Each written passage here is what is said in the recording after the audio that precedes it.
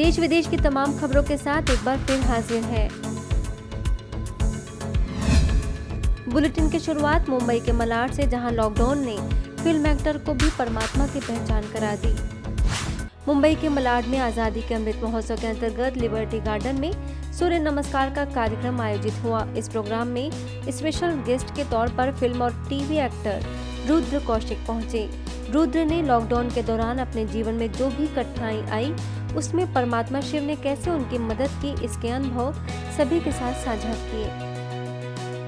सूर्य नमस्कार के साथ साथ भारत माता की वंदना भी की गई।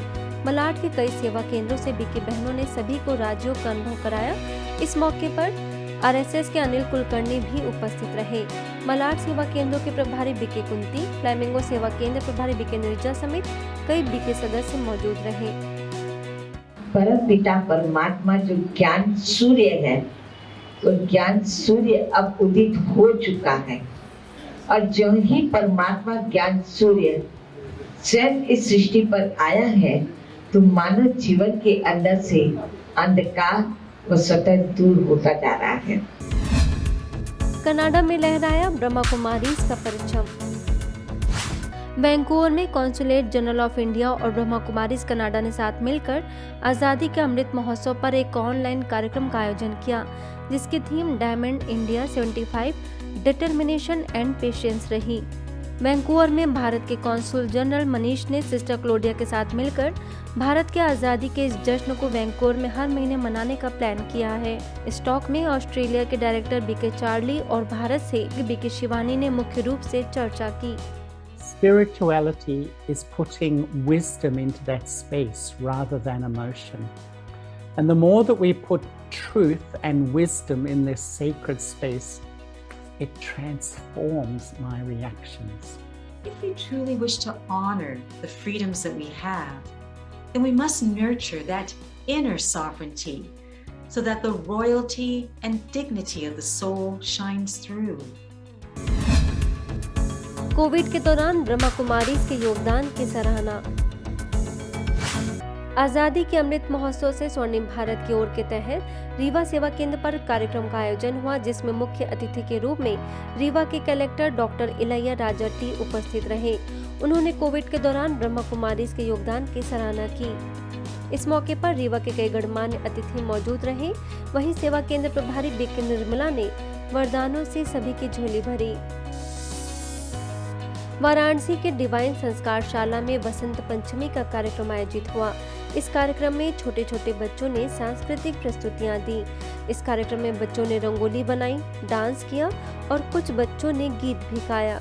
सिर्फ बसंत पंचमी ही नहीं, बल्कि आजादी के अमृत महोत्सव का भी जश्न मनाया गया।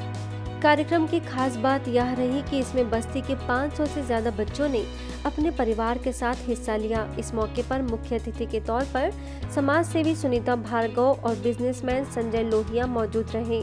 बच्चों को पुरस्कृत भी किया गया। इस मौके पर बीके लता, बीके अरुण समेत कई बीके सदस्य उपस्थित थे।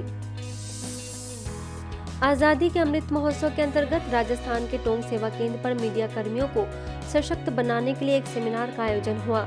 इस कार्यक्रम में कई मीडिया कर्मियों ने हिस्सा लिया और मीडिया में अध्यात्म की क्या भूमिका है, इसके बारे में जाना। इस अवसर पर सेवा केंद्र प्रभारी बीके रीना ने बताया कि मीडिया देश की प्रगति में महत्वपूर्ण भूमिका निभाता है।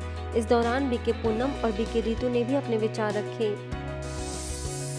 छत्तीसगढ़ बेलगहना में स्वच्छता अभियान का कार्यक्रम जयंती तिर्की की उपस्थिति में किया गया, जिसमें सभी बीके सदस्यों ने बड़े उमंग उत्साह के साथ हिस्सा लिया और स्वच्छता के नारे लगाए। बीके सरला ने कहा कि आसपास की स्वच्छता के साथ साथ आत्मा और मन बुद्धि की स्वच्छता का हमें विशेष ख्याल रखना चाहिए।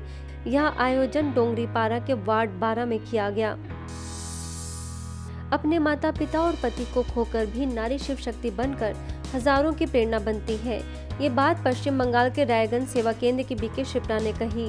रायगंज में एक नई पाठशाला के उद्घाटन समारोह में उन्होंने अपने अनुभव साझा किए, जिसका उद्घाटन रायगंज की काउंसलर अनिरुद्ध साहा ने किया।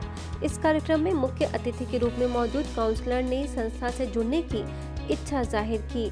इस दौरान रायगंज सेवा केंद्र प्रभारी बीके दीपाली समेत कई सदस्य मौजूद रहे। खबरों में फिलहाल इतना ही। देखते रहिए मधुबन न्यूज।